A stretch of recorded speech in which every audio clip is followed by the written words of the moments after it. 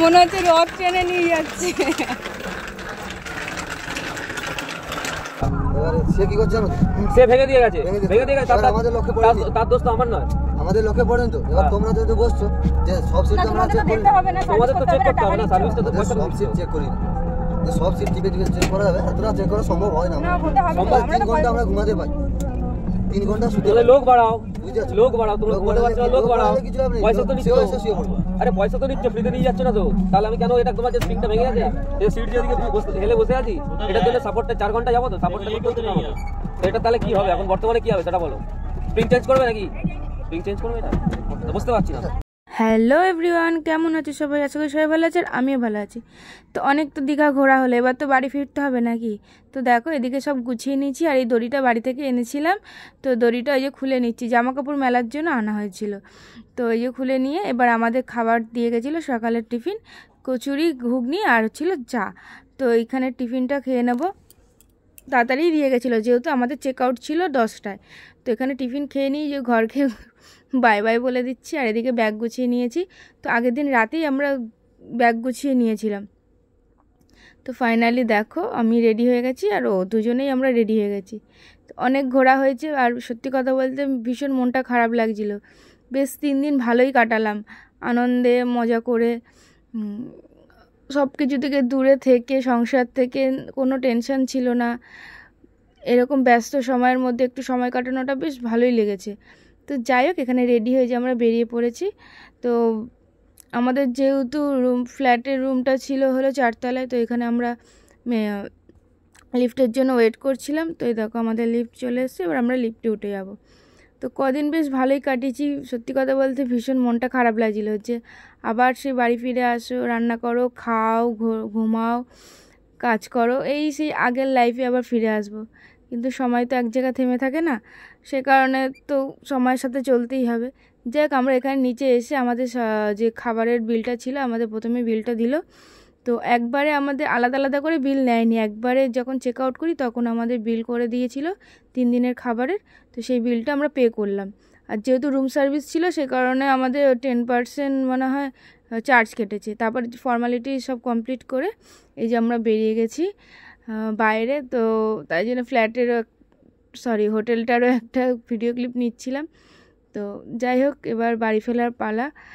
তো এই যে আমরা এবার বেরিয়ে আর কি সব বাস দেখবো বলে চলে এসেছি। তো 2টো কাউন্টার ঘুরেছি, একদম বাসই পাচ্ছিলাম না, যেহেতু সেই সময় আর কি 3 দিন আর কি ট্রেন অফ ছিল, সে কারণে বাসে প্রচুর ভিড় ছিল, মানে বাস পাওয়াই যাচ্ছিলো না। আমি তো ভাবলাম যে কী করে আসবো, চিন্তা হয়ে গেছিলো। তারপর যাই হোক 3 নম্বর জায়গা থেকে বাস পেয়ে গেছি, আর ফাইনালি আধ ঘন্টা ওয়েট করে তারপরে এই যে বাসও চলে এসছে। বাসটা বেশ ভালো ছিল, বাইরের দিক দিয়ে ভালো ছিল। তো ভেতরে উঠলে বুঝতেই পারবে তোমরা কি অবস্থা, মানে এইভাবে যে আসতে হবে বা এরকম করতে করতে ভাবিনি। তো যাই হোক, ভিডিওটা দেখতে থাকো, জানতেই পারবে সব কি হয়েছে। তো এবার আমরা সিট নাম্বার খুঁজছিলাম, আর যেহেতু বাস সেইভাবে মানে সব বুক হয়েছিল, সে কারণে আর কি আমাদের সিটটা না অনেক পেছনেই পড়েছিল, মানে একদম লাস্টের রোয়ে আগের রোটা। মানে খুবই প্রবলেম হয়েছে আসতে, এত জার্কিং হয়েছে। মানে যাওয়ার দিন কোনো অসুবিধা হয়নি বাসে করে, কিন্তু ফেরার দিন একটু কষ্ট হয়ে গেছে।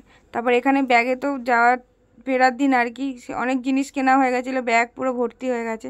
তো আমাদের বাসের ভেতরের ডিকিতে ধরেনি বলে নিচের ডিকিতে রেখেছিলাম, পরে আর কি রেখে আসা হয়েছে।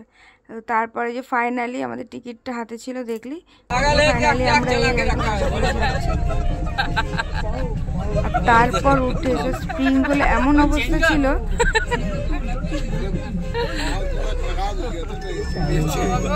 वही लग रहा है माहौल खराब है, माहौल ठीक कर रहा है। हेलो, गाना चला के अपना गलती सुधर रहा है, वही कर रहा है। কয়েকজন মানে আর কি যারা আর কি প্যাসেঞ্জার ছিল 2-3 জনের সাথে তো প্রায় ঝগড়া হতে হতে গেছে। মানে স্প্রিং কাটা ছিল, স্প্রিংগুলো যে পেছনে হেলানো যায় না বাসের চেয়ারগুলোতে, সেইগুলো না এক একটা এমন পেছনে ছিল কেউ বুঝতে পারছিল না, কারোরটা তো সোজা মানে মানে পেছনে হেলানোই যাচ্ছিল না, যেমন আমাদেরটা একদম পেছন দিকে হেলানোই যাচ্ছিল মানে স্প্রিং কাটাতে। আর এদিকে তো দুজনের ওরকম ছিল এবং বয়স্ক মহিলা পায়ে লাগছিল। সেই তো ঝগড়া করতে করতে অর্ধেক মানে 1-1.5 ঘন্টা ধরে ঝগড়া করতে করতে আসলে, সেই কারণে এমন গান চালিয়েছিল তো দেখতেই পেলে সবাই খুব হাসাহাসি করছিল। মহল আর কি ঠিক করার জন্য এরকম করছিল। যাই হোক মানে খুবই ডিস্টার্ব করেছে বাসটা, সিটগুলো খুব প্রবলেম করছিল। আর আমাদের বাসটা ছিল 2x2 সিট, আর যেদিনকে গেছিলো সেদিনকে 3x2 ছিল। তো এখানে এই আমাদের সিটটা যখন এরকম ছিল, যখন কন্ট্রাক্টরটা আসে আর কি, তখন বলা হচ্ছিল যে এরকমভাবে কেন, এরকম আমরা কেন সাফার করব, আমরা যেহেতু টাকা দিয়ে আর কি বাসে চাপছি, ফ্রিতে তো নিয়ে যাওয়া হয় না, আর পাবলিক বা সরকারি বাসও না, তা সেহেতু তাদেরকে তো ঠিক করা উচিত, তাই না সিটগুলো। তো যাই হোক যখন কন্ট্রাক্টর আসে ওকে সব বলা হচ্ছিলো, কিন্তু সে তো বলছে আমরা 3 ঘন্টা ঘুমাই, আমাদের সময় পাই না, সব আলাদা আলাদা চেক করা উচিত, মানে সময় হয় না। এই সবাইকে আর কি সবাই আর কি এরকম কমপ্লেন করছে, খুবই প্রবলেমের ছিল বাসে সব। যাই হোক তারপরে কি আর করা যাবে, অনেকে তো বলছিল বাস থামিয়ে দাও, খুব চেঁচামেচি হচ্ছিল। সেই কারণে কি করবে, লাস্টে যে বাসে জোরসে গান চালিয়ে দিই, কন্ট্রাক্টর চলে যায়, এরকম একটা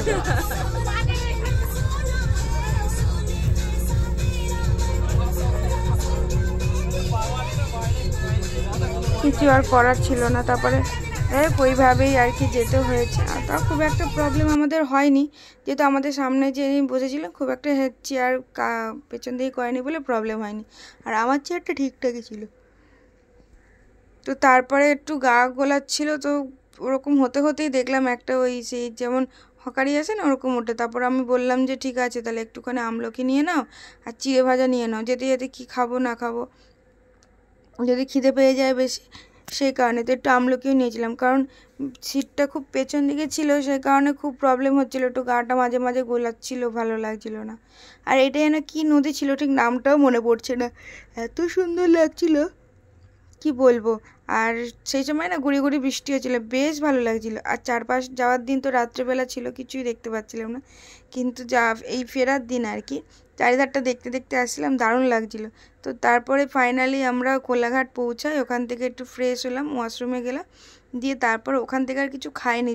যাওয়ার দিন যা বাজে খাবার খেয়েছি আর যা দাম, সে কারণে আমরা খাবার কিনে উঠেছিলাম। তো আমরা দীঘা থেকে মিও আমরে থেকে চিকেন প্যাটিস আর কেক নিয়েছিলাম, তো ওটাই খেয়ে নিলাম। আর এই কোল্ড ড্রিঙ্কসটা আমরা হোটেলেই ছিল, তো আবার রেখে আসবো, তো নিয়ে এসেছিলাম, আর একটু কোল্ড ড্রিঙ্কস খেয়ে নিয়েছিলাম।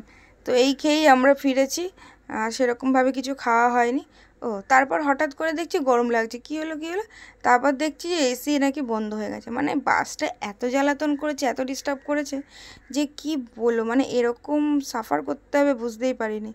তো তারপর দেখি কন্ট্রাক্টরটা এসে আবার ওই যে বড় যে এসিটা থাকে উপরে লাগানো, ওইটা খুলে কী যেন সব ঠিক করলো। আর সবাই আর কি সে হাসাহাসি করছে, কেউ রেগে যাচ্ছে, কেউ গালাগাল করছে, এরকম একটা ব্যাপার। এবার চারিধারে বদ্ধ, এতগুলো লোক, এবার খুব প্রচণ্ড কষ্ট হয়েছে, গরম হচ্ছে এই গরমের সময়। তারপর যাই হোক ঠিক করার পর তারপর আর কি এসিটা চালানো হয়, ওরা ঠিকঠাক করে নেওয়ার পর দেখ, তারপর এই করতে করতেই আর কি বাসে এইভাবেই আর কি ফিরতে হয়েছে। মানে অনেক হাসি মজাও হয়েছে, আবার রাগারাগি হয়েছে, মানে একটা অন্যরকম এক্সপিরিয়েন্স ছিল ফেরার দিন। তো যাই হোক মোটামুটি ভালোই কেটেছে। তো ফাইনালি আমরা হাওড়া সেকেন্ড ব্রিজে এসে পৌঁছাই। আমি তো বুঝতেই পারিনি, তারপর দেখছি হ্যাঁ, তাও যাওয়ার দিন তো হাওড়া ব্রিজের ওপর দিয়ে গেছে, আর এই ফেরার দিন সেকেন্ড ব্রিজের ওপর দিয়েছে। দারুণ লাগছিলো বেশ চারিধারের ভিউটা দেখতে। আর এদিকে কলকাতা ঢুকতেই না দেখছি গুড়ি গুড়ি বৃষ্টি পড়তে শুরু করেছে। তো তারপর ওখান থেকে বাস থেকে নেমে বাবুঘাটে, ধর্মতলা নামি, ওখান থেকে বাবুঘাট আসি বাসে করে। বাবুঘাট থেকে আমাদের 259 ধরে আমাদের বাড়ি ফেরার পথে। আর এদিকে দেখো আমাদের 259ই আর একটা যাচ্ছিল হাওড়ার দিকে। তো আমরা এদিকে ফাইনালি বাড়ির পথে আসি, আর পেরে উঠছিলাম না, এত কষ্ট হয়েছে। তো ফাইনালি নেমে হাঁটতে হাঁটতে তারপর আসি, বাস থেকে নেমে আমাদের বাড়ি 2 থেকে 3 মিনিট লাগে, একটু গলিতে ঢুকতে হয় আর কি। তো এই যে ও ব্যাগ নিয়ে চলেছে আর আমি পেছন ফাইনালি ঘরে এসে পৌঁছাই।